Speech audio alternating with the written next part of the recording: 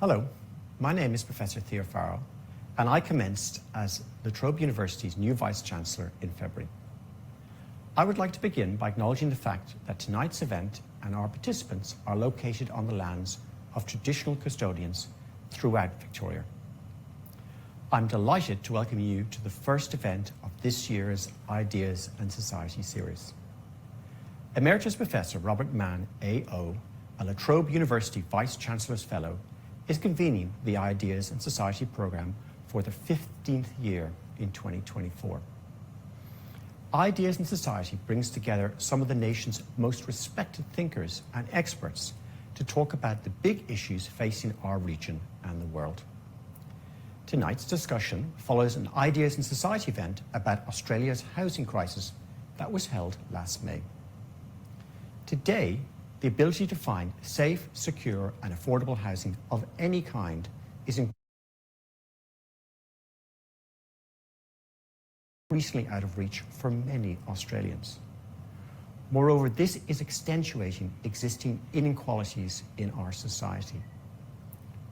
What can be done both to address the immediate emergency and provide long-term solutions? Is it simply a matter of supply and demand? Or investing in social housing? Or fixing zoning and planning issues? Will the federal government's $10 billion Housing Australia's Future Fund make a difference? Tonight's panel is eminently qualified to consider these kinds of questions, and I would now like to welcome our guests on behalf of the university community. Alan Kohler has been a financial journalist for 46 years. He has been a columnist for the Australian Financial Review, The Age, and the Sydney Morning Herald, and editor both of the AFR and The Age. He has been working for the ABC for 29 years, including as business editor for the 7:30 Report and host of Inside Business. His quarterly essay, The Great Divide, Australia's Housing Mess and How to Fix It, was published last November. May Azizi is the national spokesperson for Everybody's Home, which is made up of 500 organisations and more than 43,000 Australians who are campaigning for fair and affordable housing. May is also Deputy Director of Anglicare Australia and a Fellow of the Australian Basic Income Lab. She's authored many reports and studies on housing and poverty. Our moderator, Peter Mayers, is a writer, researcher and broadcaster. He is Fellow of the Centre for Policy Development and a member of the Advisory Committee for the Centre for Equitable Housing. He has been a broadcaster with the ABC for 25 years and in 2018 published the book No Place Like Home, Repairing Australia's Housing Crisis. Peter will lead a discussion with Alan and May, and then we'll have time for our audience to submit questions. For now, it's my pleasure to hand over to Peter to get tonight's discussion underway.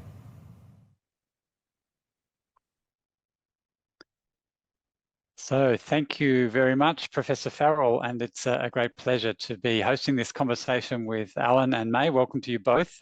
I'm joining you from the lands of the Wurundjeri Wurrung people, unceded lands, and I also pay my respects to their elders past and present. Now, I'm going to put some questions to Alan and May in just a moment. Before I do, Professor Robert Manne, who has convened this discussion, asked me to try and sketch out briefly the scale of Australia's housing crisis. I'm going to draw on the work that May and her colleagues at Anglicare do to do this, because they do this fantastic thing every year called the Rental Affordability Snapshot. They take a snapshot of every dwelling that's available for rent in Australia and look at how affordable it would be for different groups. And the last one they did, they found that there were a handful of places only out of around 50,000 houses, only a handful affordable for someone who was on the age pension. There were no places at all affordable for someone on youth allowance, not even in share houses. And even if you're a full-time worker on the minimum wage, only a tiny fraction of all the listings were affordable. So that's why so many Australians live in what's called rental stress. That means they're shelling out so much on rent that they have to scrimp on other essentials like food and medical care. More than 250,000 low-income households in Australia spend more than half their income just on rent. And of course, that means there's a massive backlog of applications for social housing. Around the country, we're probably talking about 400,000 people on waiting lists, a third of them children. And the waiting time is very long. In Victoria, for example, the average wait time for priority access is 18 months. In Tassie, it's 2 years. And priority clients would include people who are already homeless or at risk of homelessness, include women and children fleeing family violence, and so on. And so we see homelessness services under enormous strain because there's very little they can do for most people. At best, they might be able to offer them a few nights respite in a dodgy hotel because there's simply no ongoing housing available. Add to this, of course, we know that house prices have been outstripping wages, at least since the turn of the century, and that's making it increasingly difficult for people to buy a home. And so home ownership rates are falling, and those who can buy are taking on ever higher levels of household debt. There is a flip side to this housing crisis, of course, and that's what I sometimes call a housing bonanza for those who are lucky enough to already be in the market, who've seen the value of their homes and their investment properties rise sharply. And this results in the increasing role of what's called the parental bank, or the bank of mum and dad in the housing market. And Alan writes in his quarterly yesterday about this, the great divide, entrenched intergenerational inequality and declining social mobility as homeowners beget homeowners and renters beget renters. So that's my brief attempt to summarise Australia's housing crisis. May Azizi from Everybody's Home Campaign, I'll come to you first. Anything you want to add to that brief summary? Yeah, I mean, housing in Australia really is in crisis. We've got 640,000 households who are in the most extreme rental stress. And what that actually looks like, you know, the people behind those numbers, we hear from people who spend months couch surfing with friends because they can't find any place to live. We know of households where there are 2 income earners who are sleeping in tents with their children. We know of people who are sleeping in cars with their families. And we also know of people who are just hanging on to their unaffordable home with bloody fingernails, you know, people who are racking up the credit card bill, coming to agencies like Anglicare for emergency relief, doing whatever they can to keep a roof over their head. And they're a little bit harder to track in some of these numbers.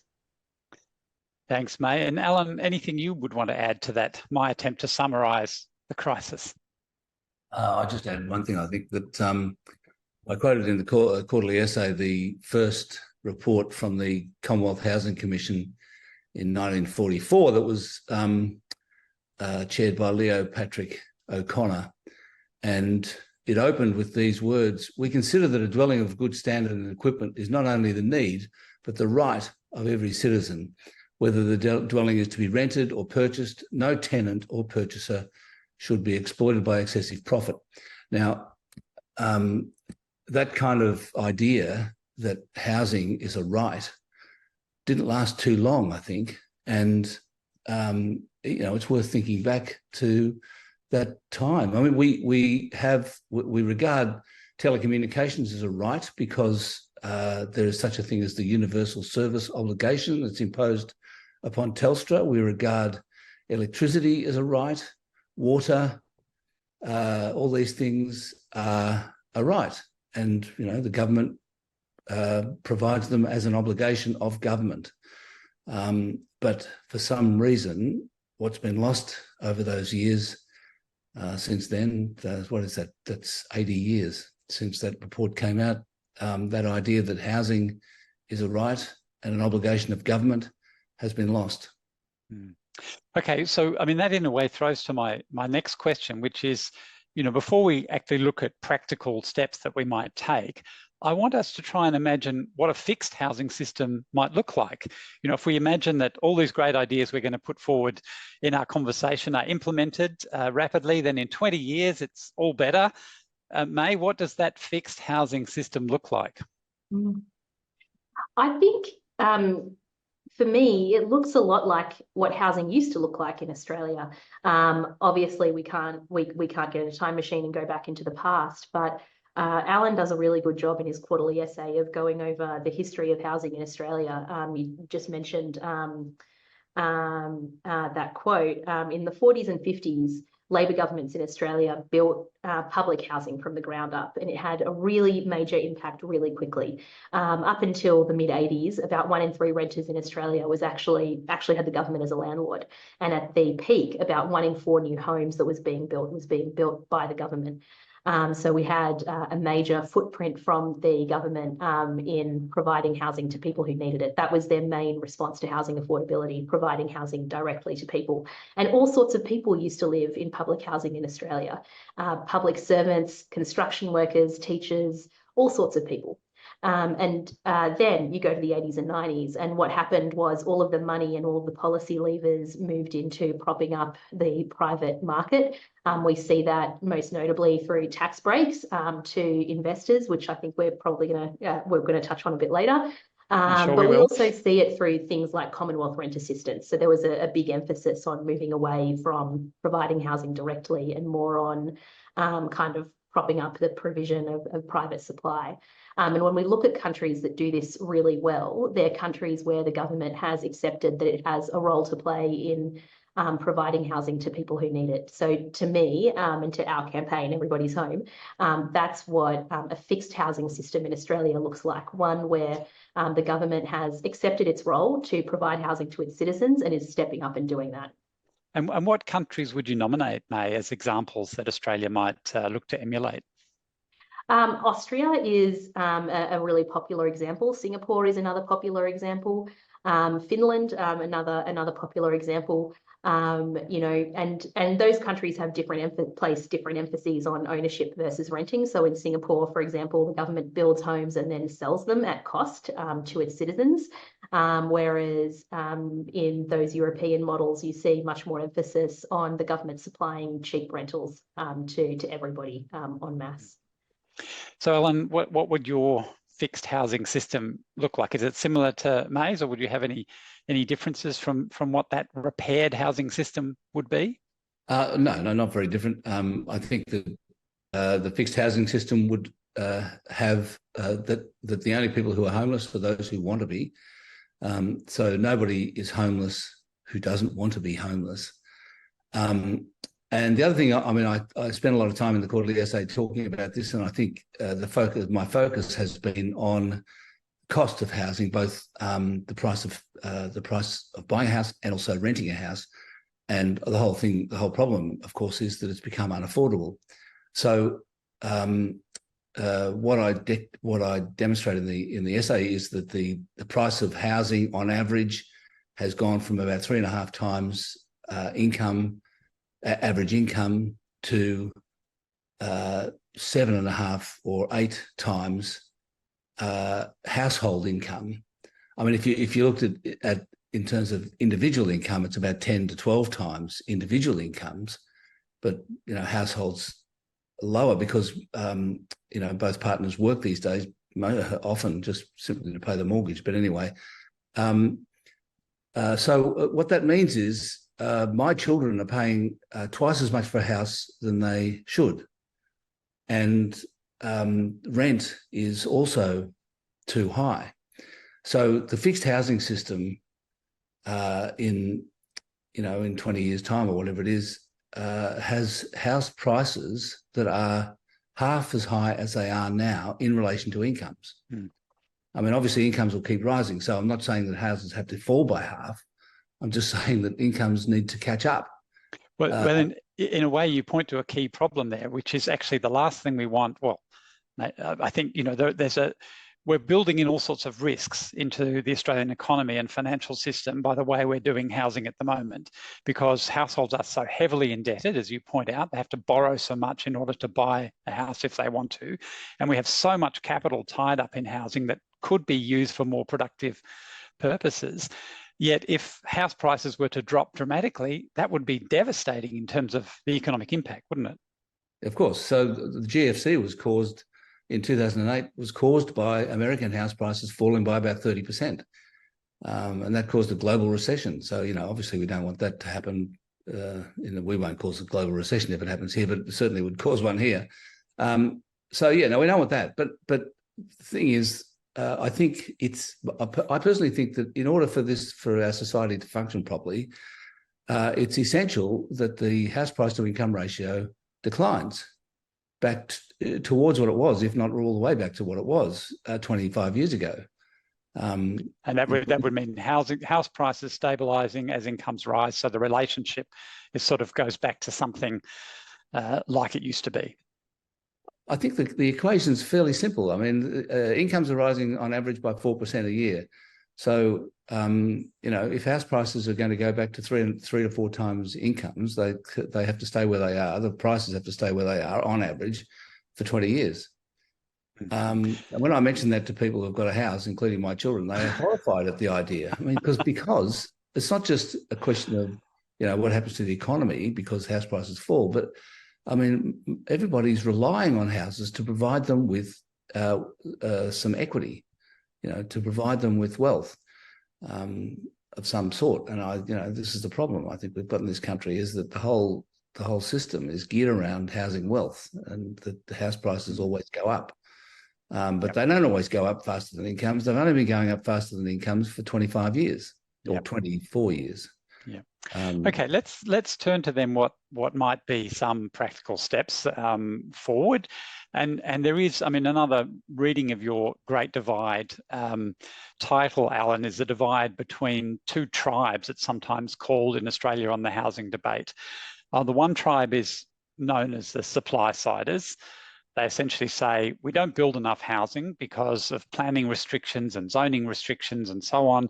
We need to, that drives up prices and rents because there's a shortage. And so the solution is looser planning and zoning rules, free up residential development so the market can provide more housing and prices and rents will fall. That's one side of the argument. The other side is, well, let's start with that side. May, what's your view on that side, supply side argument? I don't like the way these two camps get divided in two sides. I'm perfectly happy for more homes to get built. I live here in Canberra, where the population is allegedly going to grow to 750,000 people at some point. And we will just numerically need more homes. We're going to need to build more homes, and how we do that matters. And, doing that in a way that promotes good urban design and doesn't lead to a sprawling city, ensures everybody has access to good amenities. All of that is important, good stuff. But it matters who builds these homes and how they get built.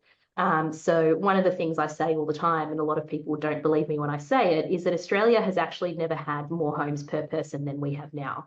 That number, the number of homes per person, has actually been going up at every single census for the last 30 years. But because of the policy settings that we've got, those homes are very unfairly distributed. So we used to do a better job at supplying housing to people, getting homes to people who need them, and doing that affordably back when we had fewer homes. So absolutely, let's build, but we need building plus affordability measures and some distribution. So that's why it's also really important to do something about the tax system and make sure the government is really stepping in and building. Okay. And we'll come to the tax system, but I just want to pick up on that idea that we've got more houses per person than we've ever had before, which is a really fascinating statistic. And the other reason, though, if I was going to counter you on that, the reason people would say is, well, that's because households are smaller. We now have more people living alone, we have more single couples without children, and so on. And therefore, we need more houses to accommodate everyone. Some people are forming smaller households. Wealthier people are absolutely taking up more space than they ever have before, but you'll find that that's pretty wealth dependent. So we're in a situation at the moment where wealthier people are using more space and using more housing than they ever have. But actually, middle income households are staying about the same size, and low income households are getting bigger. So we know that these are not uniform trends around the country. We also know that it's taking young people longer than ever to move out of home, and it's taking professionals longer than ever to move out of share housing. So these really aren't uniform trends in household formation. Some people can afford to take up more space, and our system allows them to do that. Alan, what's your view on this question of, we just need to deregulate planning and zoning, so let developers get on with it, and the market will fix the problem? Well, of course, we need to build more houses. I mean, that's kind of obvious. The question is where, and I do think this is a real challenge to our society in a way. I mean, if you drive around the suburbs of any of our capital cities, through streets, I was doing this the other day, through streets in Melbourne, Glen Iris, and those kind of suburbs. They're really nice. I mean, there's lots of trees, there's rows of houses, they've got a nice backyard, a nice front yard. Everyone likes it, and every now and again there's a park, and every now and again, not very often, there's a development of a few units that have been built on a block where a house has been pulled down, and occasionally a block of apartments, but which was sort of 1 or 2 stories. That's it. And the trouble is, we can't really Melbourne can't get much bigger than 5 million, 5.5 million, with that as our suburbs. We can't do it.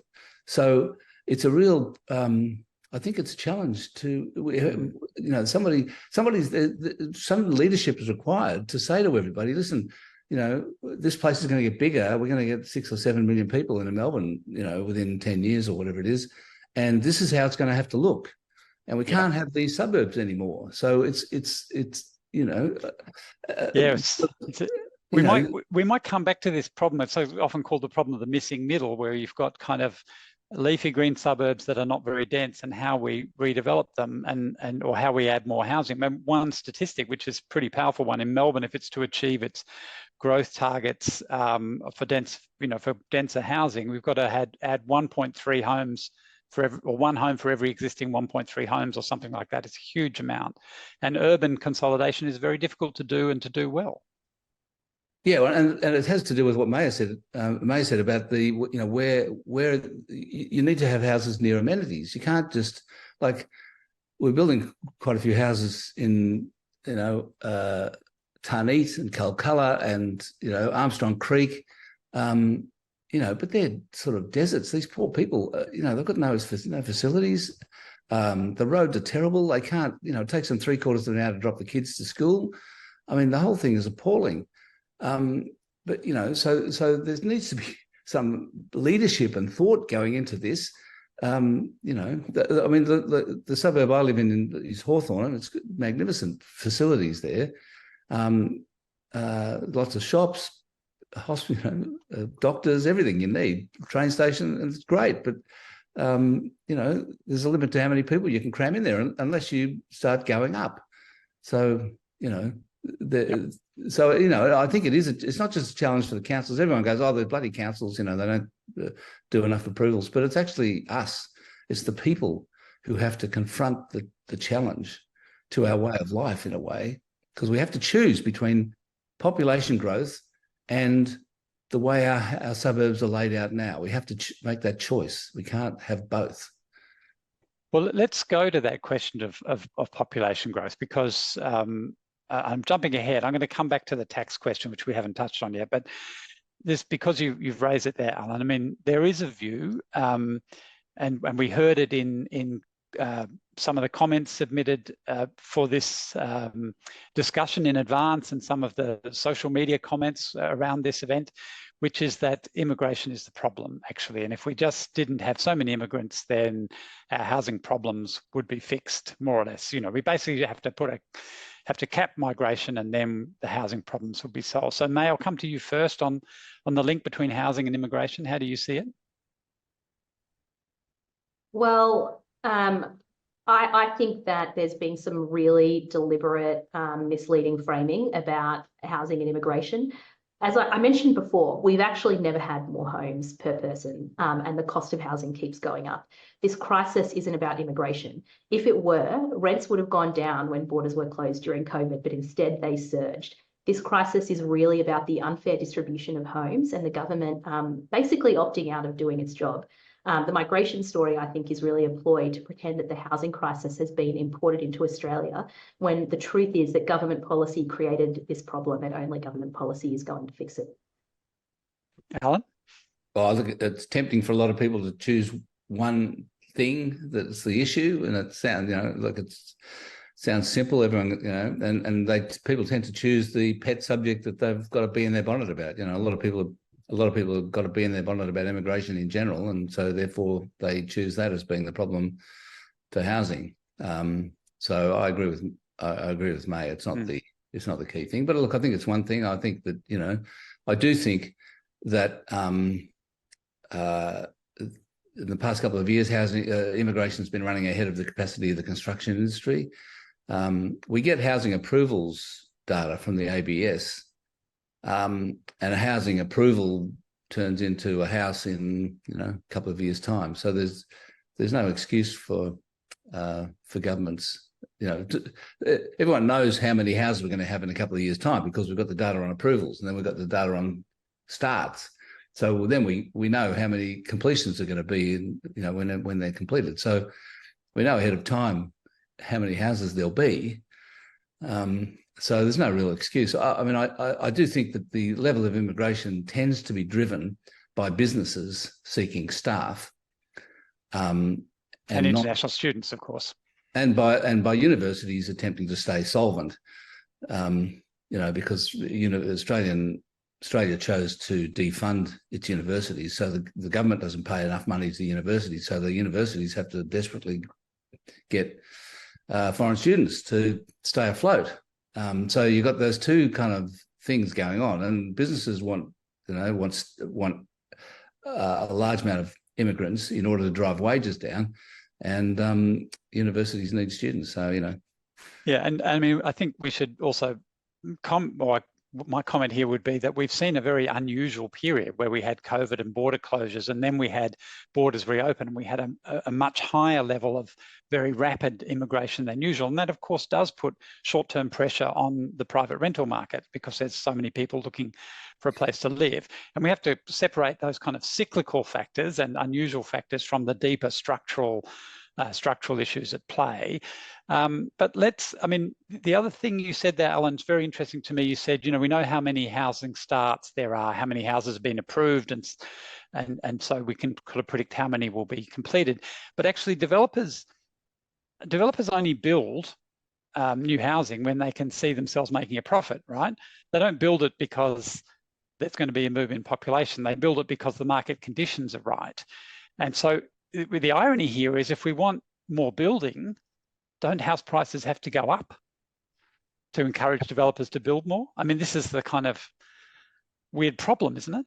Well, look, developers are another issue. They tend to sit on land, as you say. They're in business to make money, right? So they will build a house if they think they're going to make money out of it, and often they'll sit on the land and they won't. And it is true that approval doesn't necessarily mean a house gets built, because the developer will only do it if it suits them to do it. I do think one of the issues here is that, and this is a bit of a tangent, so I'm sorry about this. That's all right.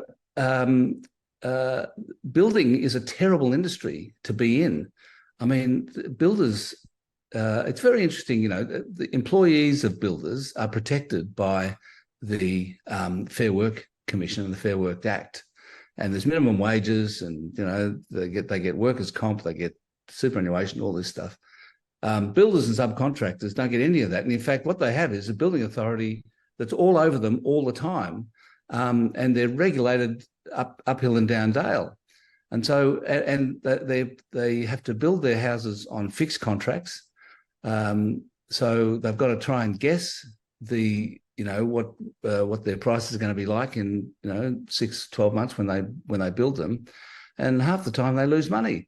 And builders and subbies, they're just traders, they're just tradespeople. They're not geniuses. They're just ordinary people. They're workers basically.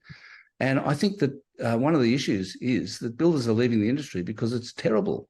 It's a terrible way to make a living, and they don't like it anymore. I've got a few mates that are getting out of it as fast as they can. May, so does that reinforce for you the role of the public sector, as it were, the need for government to be in there, to, especially as we have these kind of booms and downturns in the building industry, for the government to kind of try and smooth that out by investment? Yeah, absolutely. I agree with that completely. It really underscores the role of government to make sure that we're building what we need to build, where we need to build it, and for the right people, and making sure that it gets to people in a way that's affordable, because the private market just doesn't have a track record of doing that itself. And, you know, Alan's just gone over some of the diabolical economics of the industry that make it difficult. But there are also other levers that the government can pull, you know, when it comes to developers and making sure that they're delivering what people need them to deliver. I mean, one thing I've been talking to a few people about is you know, some financial penalties for developers who submit a development application and don't develop the land after a certain amount of time.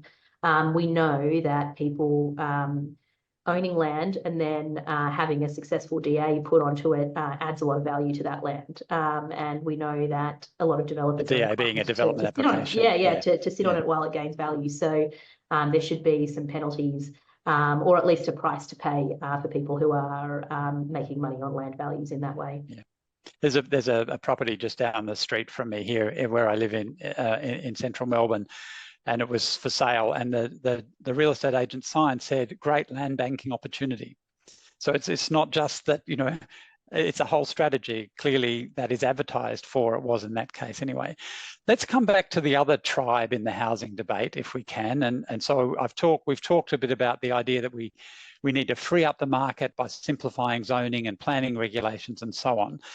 The counter view is that, and in a way you've hinted at this, May, private developers don't have an incentive to build the type of homes that low-income households could afford, especially because the tax system encourages, and you've made this point, Alan, encourages investment in housing as an asset, as a store of wealth, rather than a place to live, an essential public good.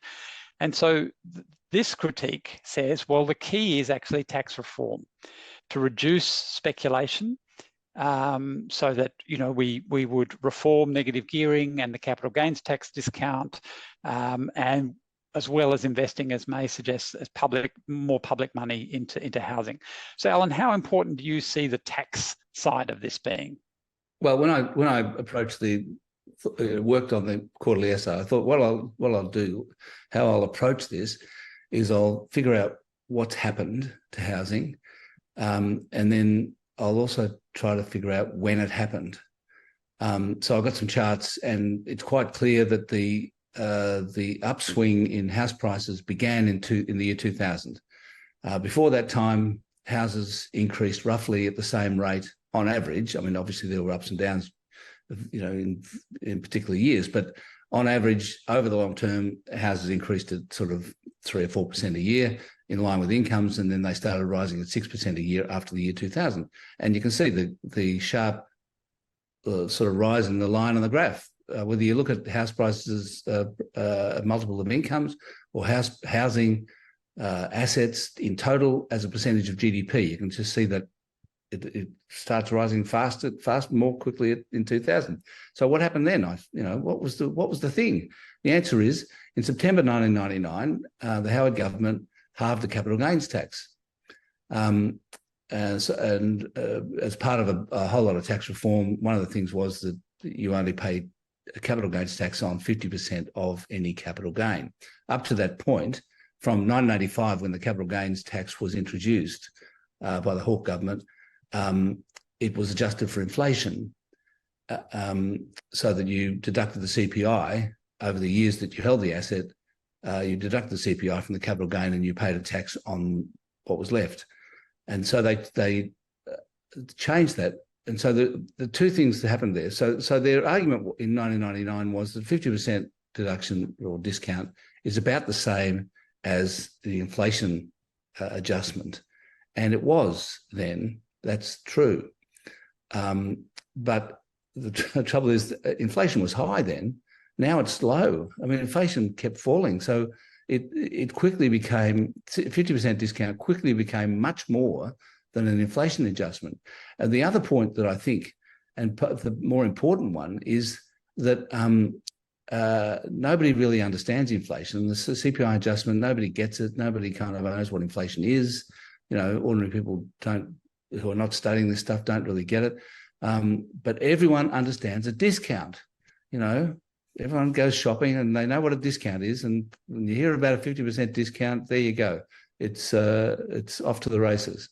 Mm. And, you know, we'd had negative gearing for a long time. It was briefly abolished by Keating and Hawke. You know, but there was such an outcry that they folded. But anyway, so the discount on the capital gains tax added to the negative gearing to make everybody think that housing was the right way to go. I mean, I think you describe it in the quarterly essay as throwing kerosene on the house price fire or something like that. I mean, it really supercharged house prices. Yeah, and obviously did. You know, people who kind of say that that's not true, you know, you're not looking at the graph. I mean, charts don't lie, Peter. So, May, how important is addressing these tax issues, do you think? I think it's critical, and I think it's something we can't not do. You know, I speak to a lot of politicians in this role for the campaign, and they often tell me that, you know, look, for various reasons, it's off the table. It's off the table because of the election result we had in 2019. And Bill Shorten took it to an election then, and that Labor lost. So yeah. Yep. Although, as Alan notes in his quarterly essay, Labor also took it to an election in 2016 and won 14 seats. So a lot of things were going on in 2019. But I think I think it's not a nice to have. It's something that's really essential. We know that it's pushed up prices for all of the reasons Alan said. But I mean, one of the things that's really underappreciated is the impact that the tax changes in the late 90s also had on rents. One of the things that we've done is incentivize really the wrong people to become suppliers of housing, rental housing in Australia. Before you had the capital gains tax discount and the wider uptake of the negative gearing deductions, most landlords were positively geared, which meant they owned the home that they were renting out outright, and the money that they were making was from rental income. And you didn't see... And they actually paid tax on it. Yes, they paid tax on it. But the other thing is you didn't see these like 10% rent increases annually baked into asking rents, which is what we're seeing now. Asking rents have just been going up by like 10% a year for the past decade or more, in a way that's actually completely unconnected to interest rates. And I think it's really hard to explain that change in landlord behaviour without looking at the changes in who has become a landlord over the past couple of decades. It's really important to fix, of course, because we don't want house prices to keep going up at the pace that they're going at.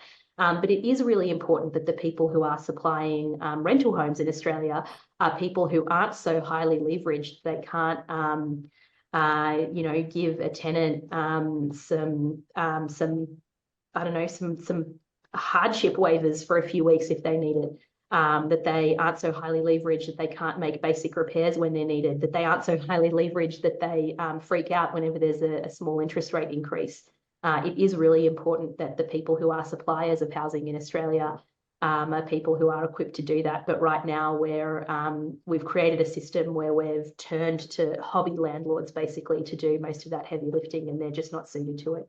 And I think Peter, I think one of the things that this has resulted in is we don't have institutional residential ownership of housing in Australia as they have in other countries, simply because the institution super funds get priced out of the market by individuals who are negatively geared and also get the benefit of the capital gains tax. So that you know, virtually no, I mean, it's called build to rent. As opposed to build to sell. And you know, all the development of multi-level, multi-apartment developments is made for selling each individual apartment to individual buyers who will then rent them out negatively geared. and possibly even not even rent them out, just to sit on them and claim the deduction.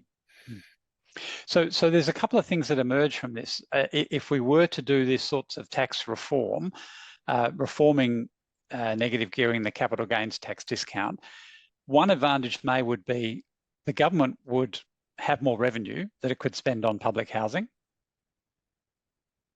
It would have a lot more revenue. I released a report over the summer called Written Off, which is about how the cost of these tax handouts that we've got. We're set to spend $150 billion over the next decade, at least. That is a conservative estimate based on an interest rate of 2.8% on these tax handouts over the next decade. That could build 500,000 social homes, according to Treasury estimates of what it costs to build social housing.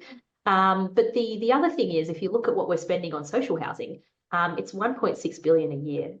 We had a bigger injection last year as a result of some of the politics between Labor and the Greens. So we had the biggest injection into social housing funding last year than we have since the GFC, which is good to see, but we really need to see sustained big investment in social housing.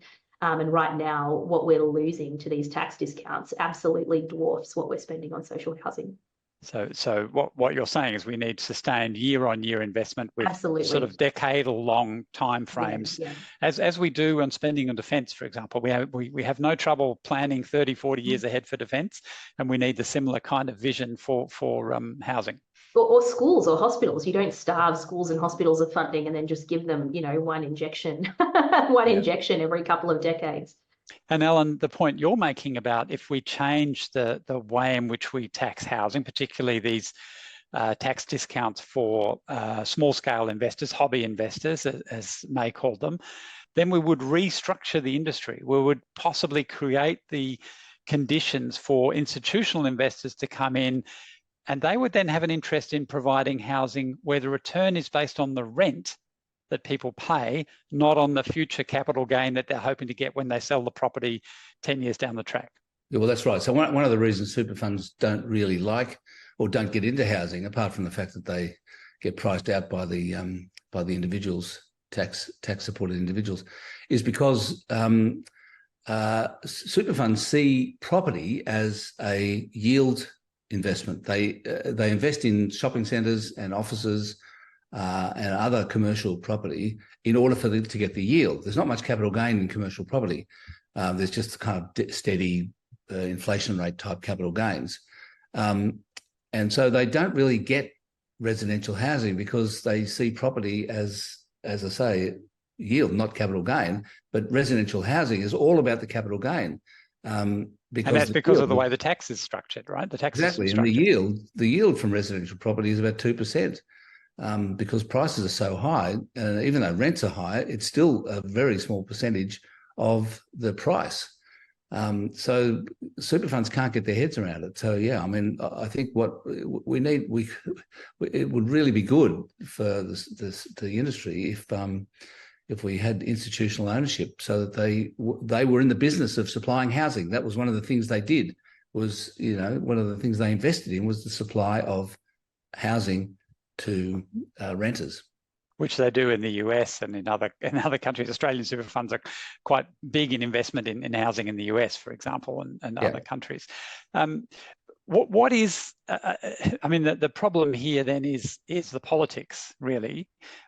I mean, Grattan Institute, for example, says if you got rid of, or if you reformed negative gearing and the capital gains tax discount, you might bring down house prices by 1 or 2%, which isn't a lot. But it seems to me, and again, I'll put this one to you, Alan, it seems to me that that's not necessarily the point, the immediate fall. What the point is to stop the escalation, that if we didn't have these tax incentives in place, we might reduce the amount of speculative investment in housing, which could reduce the escalation in house prices that we've seen. Is that your view? Yeah, of course. I mean, we've already agreed that we don't want house prices to come down very much. But look, the two tribes you're talking about, demand versus supply, is really a political construction. It's all about politics, because the coalition doesn't want to put is the anti-tax party and they, hammer the Labor Party whenever they attempt to increase taxes. So it's a sort of a, it's rubbish, really. Yeah. I mean, I think that, but I also think that the project of keeping house prices from rising for a couple of decades would be so difficult and such a big deal. You've got to do everything. You can't just do one thing. So you need the planning reform and the tax reform, all those things. You need the government investment in social housing as well. And actually, the first thing the government, if the government took this on and said, okay, what we're going to do is we're going to make housing more affordable, actually do it, not just pretend to do it by creating a housing fund and sort of make announcements about it.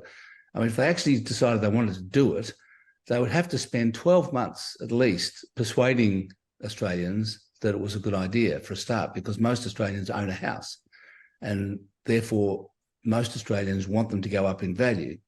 And so there has to be there's a job required of persuasion that this is actually a good thing to do. We need to do this. And it's not something that you could achieve overnight. You couldn't do it with one speech. There'd have to be dozens of speeches, dozens of press releases and press conferences over 1 to 2 years. And at the end of that time, maybe you'd get everyone to, okay, all right, well, we agree, we need to do this. And so here's the list of things that we need to do.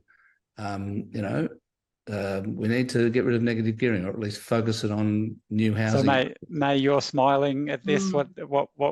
So I'm afraid I'm stuck back on something you said a bit earlier. I do want to engage with the politics of it, but the Grattan prediction about 2%, the way they came to that is they took total asset values and then they deducted the value of the tax concessions. I don't believe that tells us a lot about the impact that this could have on affordability. I think that really underestimates. Right. I think that underestimates the impact it's going to have on affordability, because it doesn't engage with the behaviour change that the tax changes would lead to. So I'm kind of colour me sceptical, but I will say you can torture numbers to tell you anything. Yeah. Sometimes charts do lie, or don't tell the whole story in this case. Yeah, okay. We all respect Grattan, but I think on the politics of it, we've had a number of polls come out over the past year, and we've had like 4 polls on housing tax reform come out in the past couple of months. And what we see is there's only about 1 in 4 people who are really opposed to doing something about tax reform, and we see anywhere between about 45% to over 50% of people actually in favour of some kind of reform, and a whole lot of people who are undecided. I don't think that those are diabolical numbers, and I think it's actually pretty amazing that tax reform has that level of support, and that with basically no champion in any major party. I mean, imagine how much more support we could have if we had some leadership and someone who took this on. I do think that it's not just the job of government to build the case for it. Part of the reason our campaign exists is to create the space for the government to make this kind of change, and to do that work in the community of changing people's minds. Government has a big role to play in showing some leadership and making that happen. But I do think that there's an onus on people who are advocates of affordability and campaigners for affordability to not write this issue off and really take it on. So May, let's look at what's on offer from our political parties at the moment. At the federal, of course, we couldn't go through all the states and the different options in the states, which are also very much involved in housing. We'll concentrate on the federal level. Let's start with Labor. Labor Party, since coming to office, has brought in the Housing Australia Future Fund, an investment of $10 billion that is invested in a future fund, and the earnings from that will be spent to build housing. They say they're going to build 30,000 dwellings using that. We saw the Greens negotiate hard and get an extra $3 billion into social housing spending. They've got a housing accord with the states and territories to deliver, they say, they hope, 1.2 million dwellings in 5 years, with some incentives for the states to implement planning reform. And they have modestly increased Commonwealth rent assistance. So how do you see that? There's also their new shared equity scheme, which is in Parliament at the moment, but which is a very small scheme, about capped at 10,000 homes, I think. So how do you see Labor's offer? I think when you describe all of those things, it sounds like there's a lot that's on offer, right? But how I would see it is that they're afraid to do anything that's big or structural or transformative. In 2019, Labor went to the election promising some tax reform, which is important and would have made a big difference. But the other thing they committed to, which sort of got lost in the sheer scale of and number of announcements they made in 2019, was that they were also promising to build 250,000 social and affordable homes. That's an enormous number, and it would have been life-changing for a lot of people around the country. We're now seeing the current government aiming to build, if they hit their targets, 30,000 over the next 5 years, which is actually less than we're set to lose over the same period. So the problem... Less than we're set to lose? Less than we're set to lose, yes. From demolitions and sales? Because the national rental, there's something called the National Rental Affordability Scheme, which has been defunded and homes are coming offline. Social housing is coming offline. So they will go from being discounted to being at full market rates. That's right, yeah. So what we're seeing with this government is they're doing some good small things around the edges, but they're really not treating it like a crisis, and they seem to lack the ambition to tackle the scale of the crisis that we've got. The Housing Future Fund, sovereign wealth funds do good things all around the world, and I wouldn't want to get in between one of the 20,000 people who might benefit from one of these homes and getting a home. But it's really not the scale of investment that's needed. And same with Help to Buy. Shared equity can do some good things. It brings government into the space of somewhat supplying housing. But if it was at a larger scale, actually it has the potential to stabilise home prices in the longer term if there's enough uptake, because you're encouraging people to buy a forever home, and making it a bit more difficult for them to sell it unless they then buy it from the government in a couple of years, which I think is partly the idea. But right now, the only people who are going to get benefit from the scheme are the ones who can access it directly. It's not like a structural reform to make housing more affordable for everybody. Yeah. So that's my take on Labor's housing offerings. Okay. Alan, do you want to add anything to that? I just thought I couldn't agree more. Yeah, that's what I thought you'd say. Well, we're going to... Sorry, I just wanted to add. I do want to add something, which is that we're going to have the federal government's going to have a budget surplus this year of 20 to 25 million, 20 to 25 billion, and you could argue that that's a disgrace in the context of a housing crisis. So let's, if I could do an audience poll at this stage, we've got, I think, 1,000 people signed up for this discussion. I'd do a poll and see who could name the Shadow Minister for Housing and Homelessness. Can either of you, do you know who it is, Alan? No.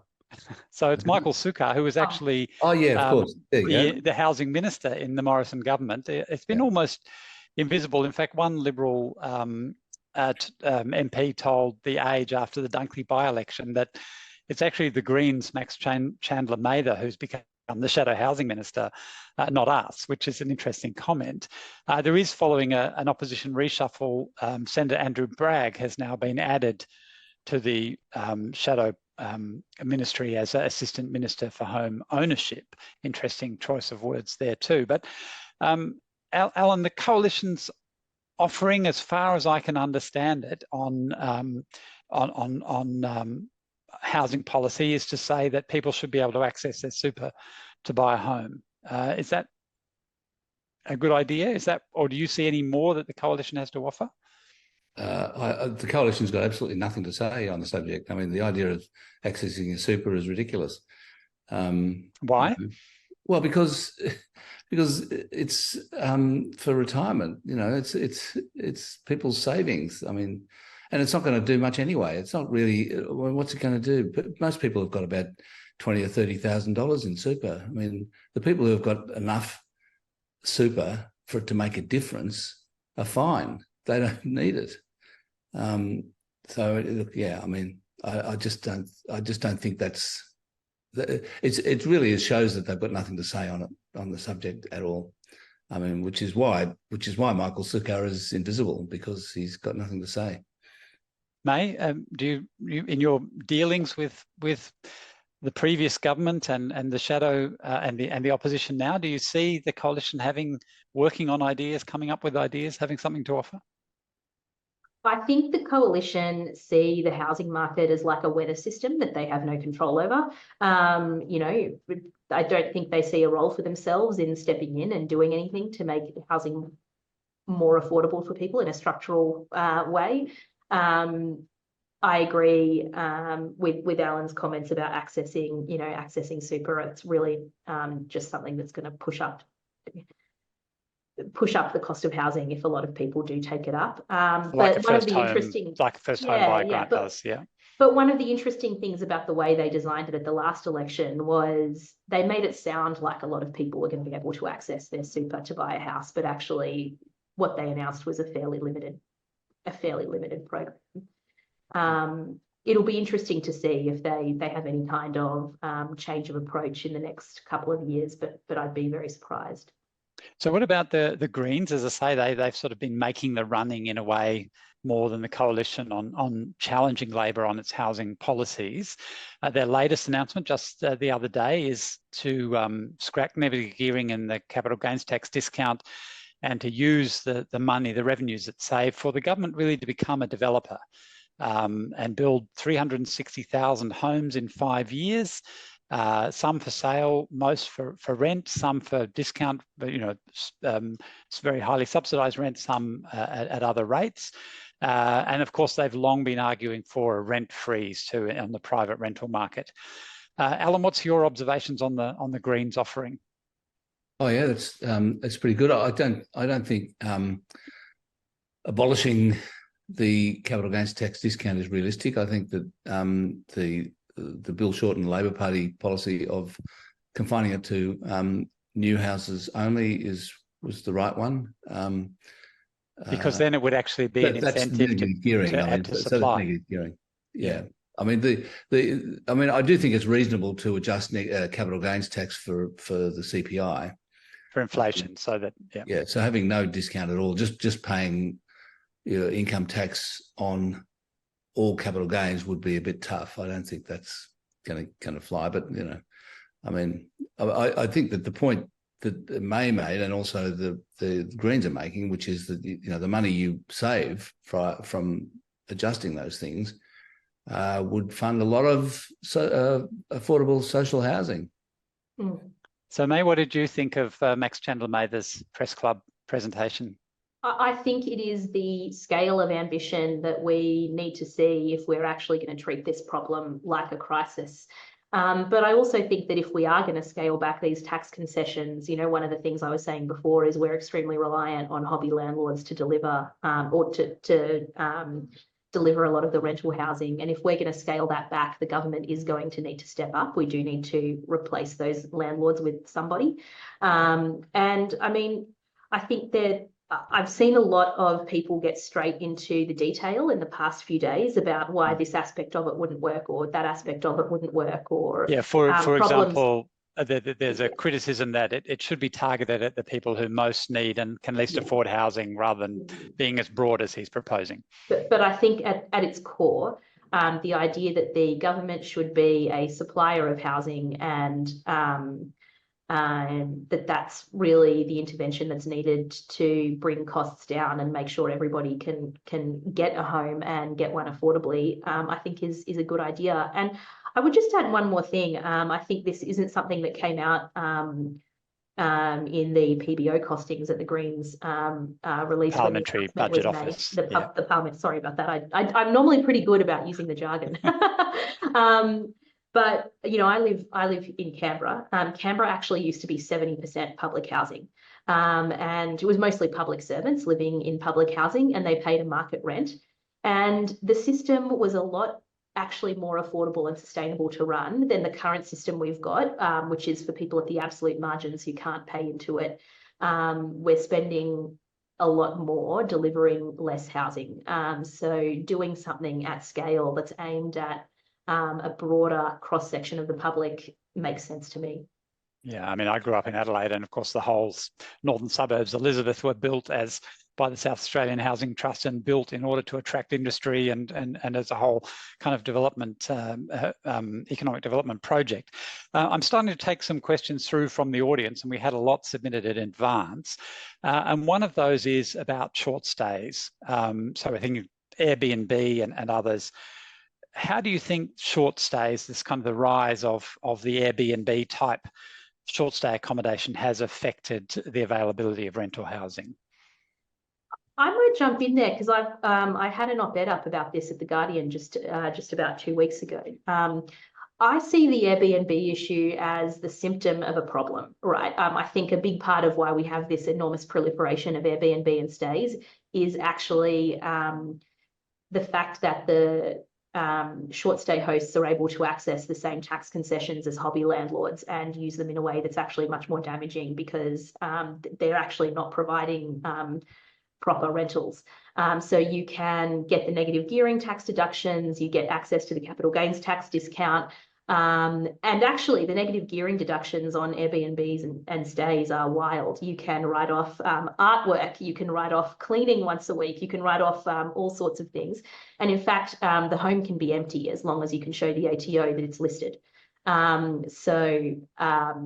I think for me, it is a symptom of the problem that we've got. I don't doubt that in some parts of the country, it's a cause in and of itself. I'm sure if you live in Tasmania or you live in northern New South Wales, Airbnb is genuinely both a symptom and a cause. Yeah. But I think in most parts of the country, I would see it as a bit of a symptom of both the unfair distribution of housing and the perverse incentives we've been able to put in through the tax system. So it probably has big local impacts in places like Hobart, which where there's a lot of Airbnb relative to the population, or Byron Bay, but maybe less so in a big city like Sydney or something like that.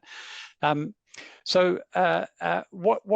about the role of local government? We've talked about the federal government.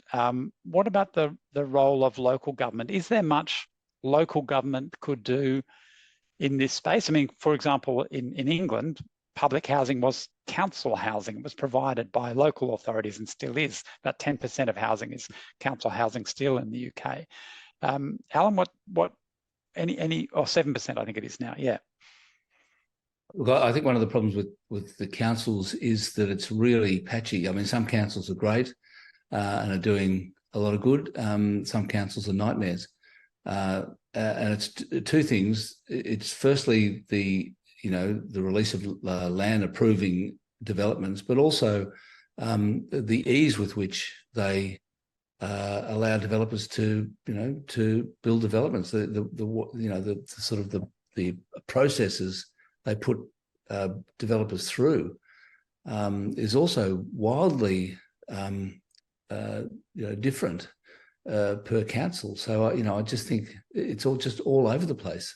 And there is a tension here, isn't there, between the need to build housing for a climate change future, for more energy efficient housing, lower embodied carbon, all those sorts of things, to build housing for an aging society in which we want people to stay living at home. So we want housing that's accessible and so on. So that implies higher standards, more regulation.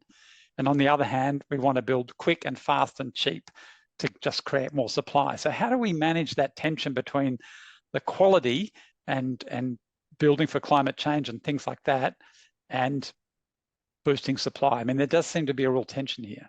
Well, I just think that it's very difficult to have a national housing policy if so much of it is in the hands of individual councils, where they get to make their own decisions and decide what happens in their area. I think that's a real problem. I mean, I think planning probably needs to be nationalised. Wow, big call. Yeah. May? Look, I think one of the concerns, I guess, about government at the local level is kind of who they see their stakeholders as, right? And I think one of the things that I find very frustrating is this idea that the community, quote unquote, is just existing property owners. That tends to be who they prioritise in consultation. It's who they prioritise in decision making. You know,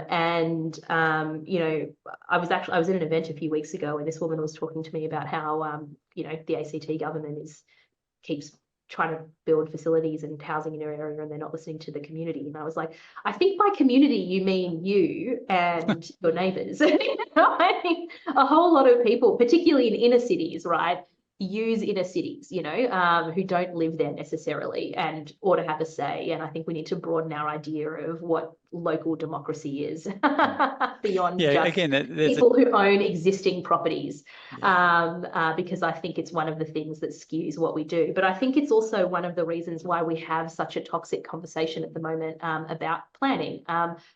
You know, I understand why people find it distasteful to see a group of people who have a home, have done well out of owning a home and are now using their time and their knowledge of the rules to protect their privilege and police their own aesthetic tastes. And I understand why there's an instinct out there to want to be the opposite of that. But I think it is also important that we have standards for development and that people can expect, you know, a reasonable level of quality from the home that's being built and from homes that are being built and not get branded as being anti-housing for just asking some basic questions about that. You know, I feel like we've got a very polarised debate in the planning space at the moment. Yeah, and there is, again, a tension between local decision-making, hyper-localism, if you like, at the local council level and citywide planning and sort of just, you know, planning for the overall city. There's a real tension there as well. But often the strongest objections come indeed to social housing proposals because social housing has a bad reputation and an unwarranted one in my view. Another question that's come through goes back to a tax question, and this one is about stamp duty. Of course, when you buy a home, you pay a big whack of stamp duty. And Alan, how do you see the stamp duty? There is an argument that we should actually spread that out as a broad-based property tax that you pay every year or every quarter or something, rather than a big whack when you first buy a home. What's your view on stamp duty? Here's a thought experiment to help think about stamp duty. What if stamp duty didn't have to be paid by first home buyers? First home buyers didn't pay stamp duty at all, and everyone else who was moving from one house to another paid double stamp duty. You would actually solve the whole problem because nobody would move, right? House prices wouldn't rise. So I'm not sure that would be good for labour market mobility and efficiency in the labour market, though, Alan. Yeah, of course. Yeah, sure. No, I'm not saying they should do that, but just just as a thought experiment, if you think about it, stamp duty is not the problem. In fact, if stamp duty was higher than it is now, house prices probably wouldn't rise at all, or wouldn't rise as much. Look, it's simply a matter of state government funding, really. I mean, if you're going to not have stamp duty, they have to tax something else. So, I mean, New South Wales talked about spreading the stamp duty over, you know, into sort of a land tax that would last the whole period of ownership of the property. But they couldn't do it without Commonwealth support because they'd lose so much money in the early years. So the transition is so hard. The transition's so hard. So nobody's going to be able to do it unless the Commonwealth supports them. You know, and we already pay a land tax, which is called rates, council rates. I mean, land tax is only paid on commercial, you know, rental properties and second properties, not on the family home. Rates are paid on everything. So I don't know. put up increased rates. That would be a good idea. Well, I mean, one of the I problems think we have here is that in Australia is we don't tax enough. I mean, we're scrambling around trying to build housing, social affordable housing, and I mean, the reason that Bill Shorten lost in 16 and 19 was because in order to fund his promises, such as building 250,000 houses, he had to not only abolish negative gearing, or at least focus on new houses, and halve the capital gains tax, he had to whack or do dividend franking changes to raise money for those things. We just simply don't have enough tax. So, yeah, I mean, the last thing we should do is get rid of stamp duty. No, the argument would be not to get rid of it, of course, but to convert it to a broad-based property tax, as has happened in the ACT, where it's easier because the local territory government is essentially the local council as well. But the argument here is that, if you know you're going to have to pay a big whack of stamp duty if you move, that is a disincentive to downsizing. But also, if you paid a property tax over years, and if someone builds a train line to my suburb and my house price goes up through no effort of my own, I'm going to start paying a higher property tax because the value of my property's gone up, and you're going to capture some of that windfall gain. May, do you see this as an important reform? Yeah, I mean, I think that this is a symptom of a problem where a lot of the kind of framework, both at the national level, but also at state and council level, all of this stuff was put in place before you had astronomically high property prices and before people were moving as much as they have now. And so the regimes that we've got sort of reflect a different era where people maybe paid something like stamp duty once in their life and lived in one home for their whole life. And that home wasn't rising in value by like $50,000 a year or whatever is happening now, I think the framework that we've got is a relic from another era, and we probably need to take a holistic look about how the tax treatment of housing and land, not just with negative gearing, capital gains, all the stuff we were talking about earlier, but also the treatment of it at the local and state level too. Yeah, but the states have tailored their spending for the increase in stamp duty they're getting. I mean, May's right. I mean, it's a huge increase in money that they're getting from stamp duty. It's also it's a very unreliable source of income, because if the property market stalls, suddenly all that stamp duty disappears. We've seen that happen. So it's a very, whereas a broad-based property tax would be a steady, reliable stream of income. Anyway, I'm going to note that today is International Women's Day. And I note too that women, the rate of growth of homelessness is much faster for women than for men. Women are much less likely to own their own home than men, own less property overall. Single parent families are more likely to be in rental stress, and they're more likely to be families headed by women. So May, how do you see for want of a better term, the gendered nature of our housing problem? One of the statistics that I find most depressing is that 1 in 3 women who try to leave an abusive relationship actually end up going back to it because they can't find housing, which is insane. I mean, it's that is a terribly depressing statistic. Yeah, completely outrageous. But I think that shows you that the system that we've got is harming different people in different ways, and we know that.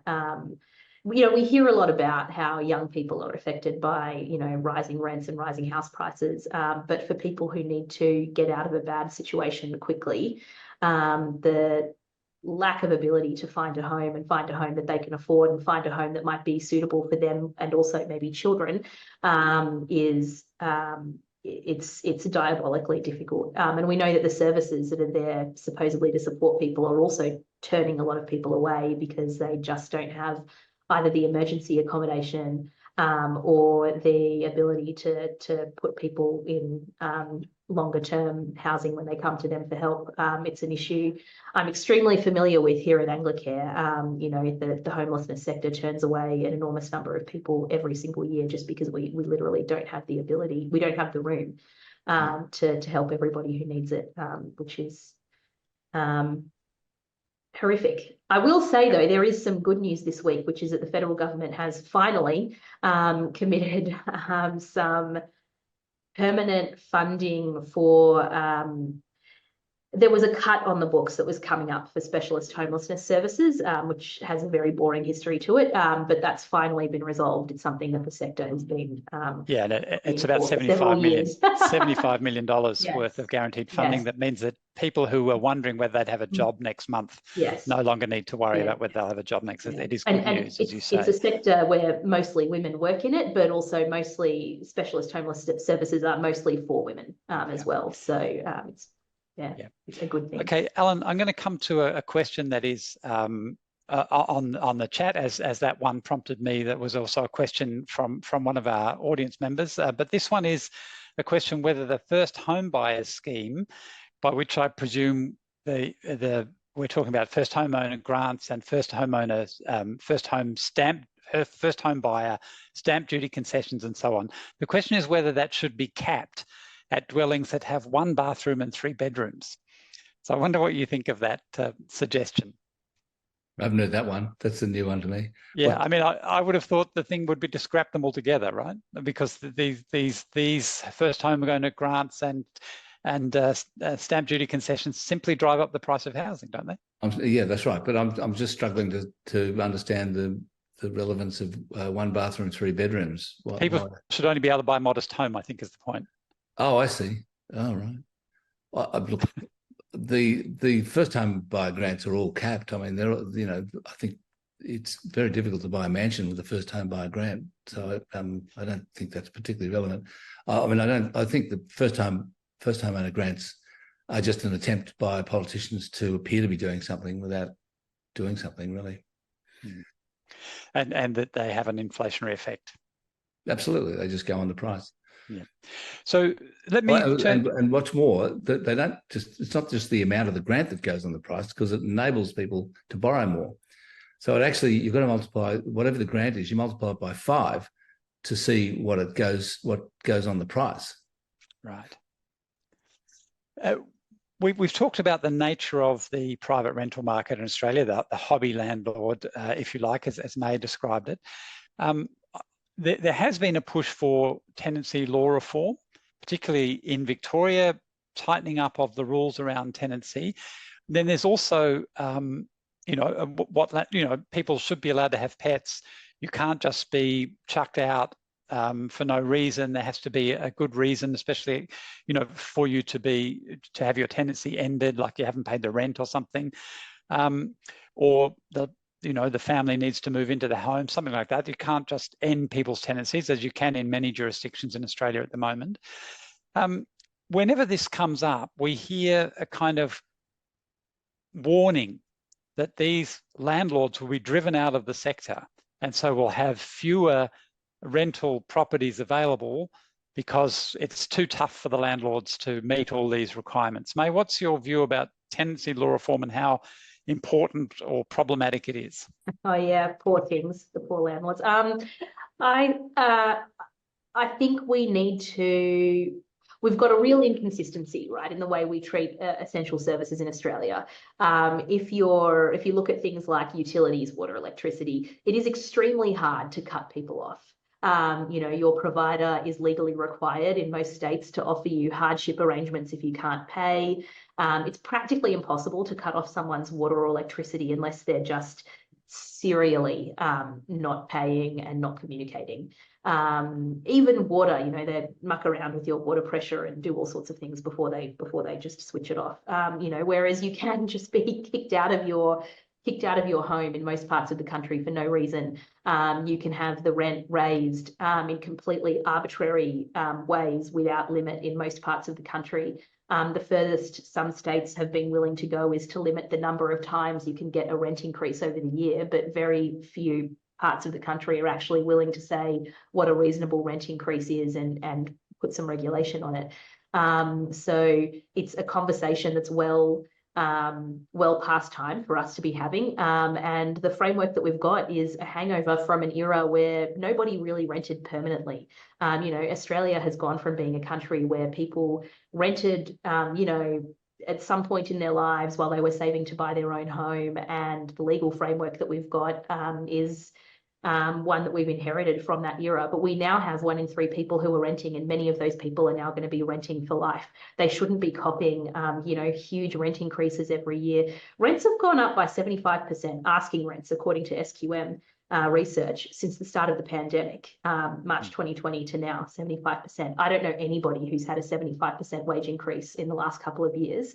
And it's not reasonable to expect people to cop these rent increases, to expect people to prepare to be evicted at any point, to not have a reasonable expectation that they can, ask for a basic repair without being punished for it in some way. And then to have to rely on people to enforce the rules themselves. If you've had an unreasonable rent increase, having to take your landlord in one of the few parts of the country where you can do something about it, to take your landlord to a tribunal rather than just have the government do something about it, Yeah. which is how it works in every other sector. Yeah, even if you go to the tribunal, as a friend of mine did, or decided not to do, because the landlord can ignore the tribunal, and then you have to take them to the Supreme Court. So, it's not a lot of options. Alan, what about this argument, though, that landlords will desert the sector and all of a sudden there won't be rental housing available? I mean, the house will still exist, right? Even if they don't sell it, if they don't, then presumably they'll sell it and someone else will buy it. Absolutely, that's right. So I do think that it's kind of tied up with a few other things. One is the Airbnb issue, because I think that if you tighten controls and regulation on landlords, you probably need to do something about Airbnb, making it tax it more or make it more difficult for them, because they'll just simply go off, take the property off the long-term lease market and onto short-term lease, where they've got more control. They can do whatever they like, really. So those regulations that are being imposed in Victoria and Queensland don't actually apply to Airbnb. So, and the thing is that the reason it works is because of what you were saying about negative gearing, where the Airbnb really works with negative gearing, because you don't even have to let it, rent it out. You get the tax deduction. You can, as long as you list it. And so those who are in the property game for a tax deduction, are probably not very controllable in terms of legislation in that way. Because they can go somewhere else. I think it's another argument for more institutional ownership, because institutions like super funds are used to regulations like this. And also they're looking for a longer term patient return of steady revenue from rent rather than a short-term capital gain. Yeah, and they know that they know how to treat customers on the whole. I mean, that's what they're about. They look after customers, and they would regard their tenants as their customers. But I think the things that May was just saying was it's actually staggering, isn't it? The way, the difference between other essential services and housing. I mean, how far have we come from Leo O'Connor in 1944 and housing being an essential service to now being something that can be removed at will and increased in price for 75%. I mean, imagine if fuel prices increased 75% or electricity in 75% in a couple of years. There'd be riots and there'd be marching in the streets. Yeah, I've heard it said that you've got more consumer protection buying a toaster than you have as a tenant. So let me look. Thank you to our audience for the questions that have been coming through, and also there were a heap of questions submitted in advance. I'm sorry we're not going to get to all of them. I want to conclude by giving both Alan and May a chance to make a concluding comment. And the question for you would be this: is there some immediate thing, some low-hanging fruit, some measure governments could take now, or anyone could take now, industry or individuals could take now, that might help us get closer to that vision of a fixed housing system that you both suggested. Alan, I'll start with you. I actually think we need to get out of the idea that there's a quick fix of any sort. This is a long-term issue. It's taken a long time to get here, like 25 years, and it's going to take that sort of time to get out of it. And I think one of the problems we've got is that everyone thinks that there's some sort of magic bullet. Well, we just have to control immigration, or we just have to fix negative gearing, have to get rid of that, or we have to do this, or we have to just change the planning laws. I mean, there is no quick fix. This is a long-term project. And I think you made a really interesting point about defence.